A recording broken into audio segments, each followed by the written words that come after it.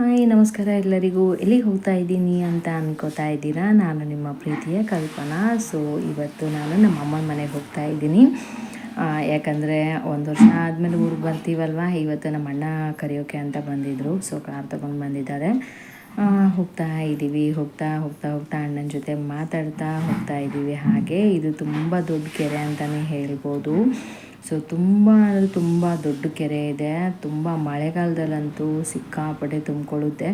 Road ಮೇಲೆಲ್ಲ ನೀರು ಬರುತ್ತೆ. ಅಷ್ಟು ದೊಡ್ಡ ಕೆರೆ ಅಂತಲೇ ಹೇಳ್ಬೋದು. ನೋಡೋಕ್ಕೂ ಕೂಡ ತುಂಬ ಚೆನ್ನಾಗಿರುತ್ತೆ. ಈವ್ನಿಂಗ್ ಟೈಮಲ್ಲಂತೂ ಸೂಪರಾಗಿರುತ್ತೆ ಕ್ಲೈಮೇಟು. ಫೋಟೋ ಎಲ್ಲ ಇಳಿಸ್ಕೊಳ್ಳೋಕ್ಕೂ ಕೂಡ ಸೂಪರ್ ಪ್ಲೇಸ್ ಅಂತಲೇ ಹೇಳ್ಬೋದು. ಅಷ್ಟು ಚೆನ್ನಾಗಿತ್ತು ಪ್ಲೇಸು. ತಣ್ಣಗೆ ಗಾಳಿ ಬೀಳ್ತಾ ಇತ್ತು. ಹಾಗೇ ಹೋಗ್ತಾ ಇದ್ದೀವಿ ಮಾತು ಹೇಳ್ಕೊಂಡ್ಬಿಟ್ಟು. ಯಾಕಂದರೆ ನಾನು ಹೇಳ್ತಾ ಇದ್ದೆ ಫಾಸ್ಟಾಗಿ ಹೋಗು ಸ್ವಲ್ಪ ಅಂತ ಹೇಳ್ತಾ ಇದ್ದೆ. ಯಾಕಂದರೆ ಕ್ಯೂರಿಯಾಸಿಟಿ ಇತ್ತು ಮಮ್ಮಿ ಪಪ್ಪಾಗೆಲ್ಲ ನೋಡಬೇಕು ಅಂತ. ಸೊ ತುಂಬ ಕ್ಯೂರಿಯಾಸಿಟಿಯಿಂದ ಹೋಗ್ತಾ ಇರೋದು. ಊರ್ಗೆ ಅಂದರೆ ಏನೋ ಒಂದು ಕೆಲಸದ ಮೇಲೆ ಬಂದಿರೋದು. ಯಾಕಂದರೆ ಇಂಪಾರ್ಟೆಂಟಾಗಿ ಸ್ವಲ್ಪ ಕೆಲಸನ ಮಾಡಬೇಕಾಗಿತ್ತು. ಇಂಪಾರ್ಟೆಂಟ್ ಕೆಲಸ ಅನ್ನೋದಕ್ಕಿಂತ ದೇವ್ರ ಪೂಜೆ ಮಾಡ್ಕೋಬೇಕಾಗಿತ್ತು. ಯಾಕಂದರೆ ತುಂಬ ಲಾಂಗ್ ಟೈಮ್ ಇತ್ತು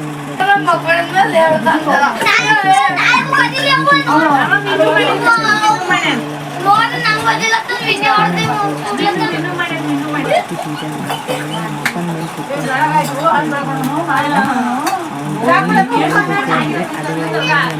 ಕುತ್ಕೊಂಡ್ರೆ ಮನೇಲಿ ಟ್ಯಾಕ್ಟರ್ ಇದೆ ಒಂದು. ಸೊ ಟ್ಯಾಕ್ಟರ್ ಕಿವಿ ತಾತನ ಥರನೇ ಇದೆ ಅಂತ ಹೇಳ್ಕೊಂಡ್ಬಿಟ್ಟು ತಾತನ ಕಿವಿ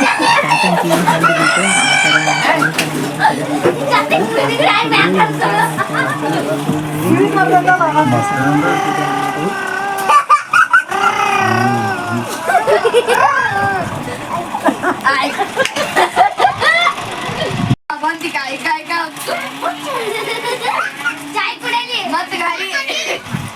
ಊಟ ಮಾಡಲಿ ಮತ್ತೆ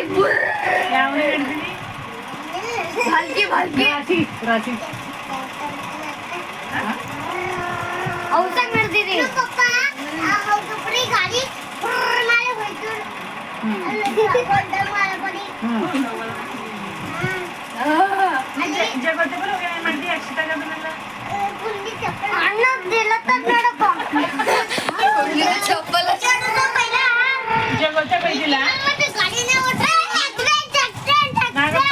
ನಾಗಪ್ಪಮ್ಮ ಬೈದಿಲ್ಲ ನೀಗ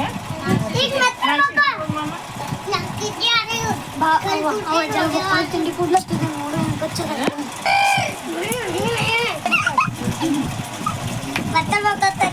ಬೇಗನೆ ಗಂಟೆ ಮಕ್ಕೊಂಡು ಬೆಳಗ್ಗೆ ಮಾಡ್ತಾರೆ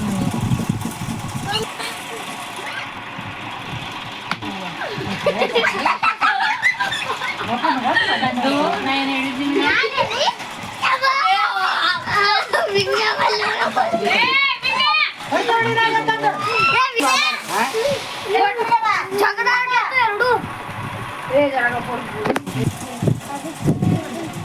ಕಣ್ಣನ್ ನಿದ್ದೆ ಹೋಗಿಲ್ಲ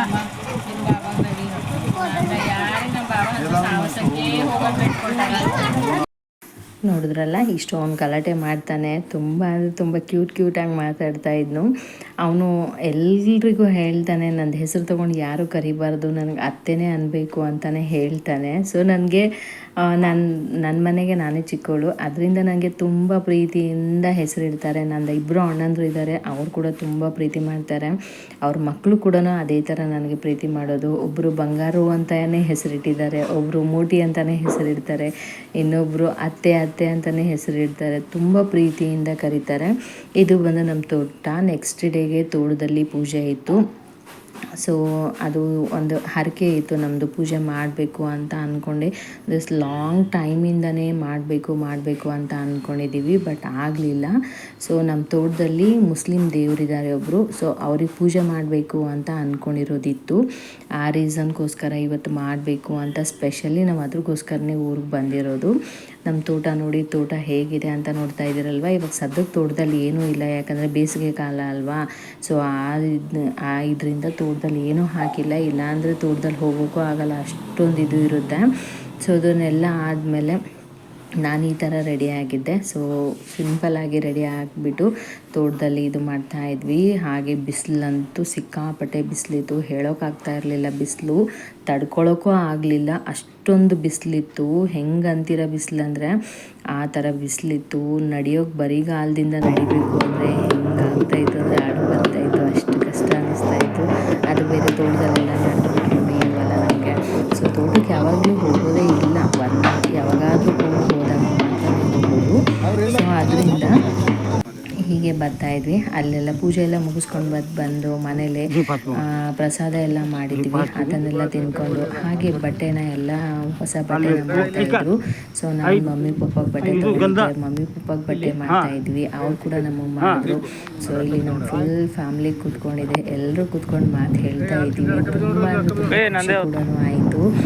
ಸೊ ನಮ್ಮ ಕಿರಣ್ ಅಂತೂ ಫುಲ್ ಟಯರ್ಡ್ ಆಗಿದ್ದಾನೆ, ಯಾಕಂದರೆ ಅವ್ನು ಬಟ್ಟೆ ಕೊಡಿಲ್ಲ ಅವತ್ತು ಪೂಜೆ ದಿವಸ. ಯಾಕಂದರೆ ಫುಲ್ ಅವನೇ ನಿಂತ್ಕೊಂಡು ಮಾಡಿಸ್ತಾ ಇರೋ ಥರ ಮಾಡಿದ್ದಾನೆ. ಎಲ್ಲ ಅವನೇ ನಿಂತ್ಕೊಂಡಿದ್ನು. ಯಾಕಂದರೆ ಅವ್ನು ಕ್ಯೂರಿಯಾಸಿಟಿ, ಅಲ್ಲೆಲ್ಲ ಏನೂ ನೋಡಲ್ವಲ್ಲ ಬೆಂಗಳೂರಲ್ಲಿ, ಇಲ್ಲೆಲ್ಲ ಹೇಗೆ ಮಾಡ್ತಾರೆ ಏನು ಎತ್ತ ಅಂತ ಎಲ್ಲ ನೋಡಬೇಕು ಅನ್ನೋ ಕ್ಯೂರಿಯಾಸಿಟಿ ತುಂಬಾ ಇತ್ತು ಅವನಿಗೆ. ಸೊ ನಮಗೂ ಕೂಡ ಎಲ್ರಿಗೂ ಹಸ್ಬೆಂಡ್ ವೈಫ್ಗೆ ಮಕ್ಕಳಿಗೆ ಎಲ್ರಿಗೂ ಕೂಡಿಸ್ಬಿಟ್ಟು ಬಟ್ಟೆನ ಮಾಡ್ತಾಯಿದ್ರು. ಇವರು ನನ್ನ ಸಿಸ್ಟರು. ಸೊ ಸ್ವಂತ ಅಕ್ಕ, ನಾನು ಮತ್ತು ಇವರು ಇಬ್ಬರೇ ಇರೋದು ಅಕ್ಕ. ನನಗೆ ಇಬ್ಬರು ಅಣ್ಣಂದಿರಿದ್ದಾರೆ ಮತ್ತು ನಾವು ಇಬ್ಬರು 4 ಜನ ಇದ್ದೀವಿ ನಾವು ಟೋಟಲ್ ಆಗಿಬಿಟ್ಟು. ಸೊ ನೋಡ್ತಾ ಇದ್ದೀರಲ್ಲ ಹೇಗಿದೆ ಅಂತ. ತುಂಬ ಅಂದರೆ ತುಂಬ ಚೆನ್ನಾಗಿ ಅನ್ನಿಸ್ತಾ ಇತ್ತು. ಪೂಜೆ ಎಲ್ಲ ತುಂಬ ಖುಷಿಯಾಯಿತು. ಅಲ್ಲಿ ಪೂಜೆ ಮಾಡಿರೋರು ಕೂಡ ಅಂತ ಇದ್ರು, ತುಂಬ ಖುಷಿಯಾಯಿತು. ಪೂಜೆ ತುಂಬ ಚೆನ್ನಾಗಿ ಮಾಡಿಕೊಟ್ಟಿದ್ದೀರ ಇವತ್ತು ಪೂಜೆನ. ನೀವು ಯಾವಾಗಲೂ ಸಂತೋಷವಾಗಿರಿ ಅಂತ ಆಶೀರ್ವಾದ ಕೂಡ ಮಾಡಿದ್ರು. ತುಂಬ ಖುಷಿಯಿಂದ ಎಲ್ಲ ಪೂಜೆ ಎಲ್ಲ ಮುಗಿಸ್ಬಿಟ್ಟು ಎಲ್ಲರೂ ಸಿಕ್ಕಾಪಟ್ಟೆ ಮಾತು ಹೇಳ್ಕೊಂಡು ಕೂತ್ಕೊಂಡು ಮನೆಗೆ ಬಂದ್ವಿ. ಮನೆಗೆ ಬಂದು ಎಲ್ಲ ಮಾಡಬೇಕಲ್ವ, ಮನೆ ಹತ್ರ ಬಂದಿರೋರಿಗೆ ಎಲ್ರಿಗೂ ಊಟ ಕೊಡಬೇಕಾಗಿತ್ತು. ಸೊ ಎಲ್ಲನ ಪೂಜೆ ಎಲ್ಲ ಮುಗಿಸ್ಬೇಕು ಅಂತ ಮುಗಿಸ್ತಾ ಇದ್ವಿ. ಮನೇಲಿ ಬಂದಮೇಲೆ ಅಮ್ಮ ಅಪ್ಪ ಎಲ್ಲರೂ ಸೇರಿಬಿಟ್ಟು ಎಲ್ಲ ಮಾಡ್ತಾಯಿದ್ರು. ಸೊ ನನ್ನ ದೊಡ್ಡಣ್ಣ ಇರಲಿಲ್ಲ. ದೊಡ್ಡಣ್ಣಗೆ ಮಾತ್ರ ತುಂಬ ಮಿಸ್ ಮಾಡಿಕೊಂಡೆ. ಯಾಕಂದರೆ ನಂದು ಸೊಸೆದು ಅಪಾರ್ಟ್ಮೆಂಟ್ ಇತ್ತು ಹಾಸ್ಪಿಟ್ಲಿಗೆ ತೋರಿಸೋದು. ಅದರಿಂದ ನಂದು ಅತ್ತಿಗೆ ಮತ್ತು ದೊಡ್ಡಣ್ಣ ಇಬ್ಬರು ಹೋಗಿದ್ರು ಹಾಸ್ಪಿಟ್ಲಿಗೆ. ಅದು ಒಂದು ಮಿಸ್ಸಿಂಗ್ ಇತ್ತು ನನಗೆ. ಅವ್ರು ಇರ್ತಾಯಿದ್ರು ಅಂದರೆ ಇನ್ನೂ ಖುಷಿ ಆಗ್ತಾಯಿತ್ತು ನನಗೆ. ಯಾಕಂದರೆ ದೊಡ್ಡಣ್ಣ ಅಂತೂ ತುಂಬ ಪ್ರೀತಿಯಿಂದ ನನಗೆ ಇದು ಮಾಡ್ತಾನೆ. ಸೊ ಆ ರೀಸನ್ಗಂತೂ ಅವ್ನು ಇರಲಿಲ್ಲ. ಸೊ ನಾನು 2-3 ಸಲ ಮಿಸ್ ಮಾಡ್ಕೊಂಡಿದ್ದೀನಿ, ಅಣ್ಣ ಇದ್ರೆ ಇನ್ನೂ ಚೆನ್ನಾಗಿರ್ತಾಯಿತ್ತು ಅಂತ. ಬಟ್ ಏನು ಮಾಡೋಕ್ಕಾಗಲ್ವಲ್ಲ, ಪೂಜೆ ಏನೋ ಇವತ್ತಿಲ್ಲ ನಾಳೆ ಮಾಡ್ಕೋಬೋದು. ಬಟ್ ನನ್ನ ಸೊಸೆಗೆ ಚೆನ್ನಾಗಿ ಹಾಸ್ಪಿಟ್ಲಿಗೆ ತೋರಿಸ್ಬೇಕಲ್ವ, ಅದಕ್ಕೋಸ್ಕರ ಅಂತ. ಯಾಕಂದರೆ ಸ್ವಲ್ಪ ಅವಳು ಹೆಲ್ತ್ ಇಶ್ಯೂ ಪ್ರಾಬ್ಲಮ್ ಇದೆ. ಅದರಿಂದ ಫಸ್ಟ್ ಅವಳು ರಿಕವರ್ ಆಗಬೇಕು, ನಮ್ಮ ಆಸೆ ಎಲ್ರಿಗೂ ಅದೇ ಇರೋದು.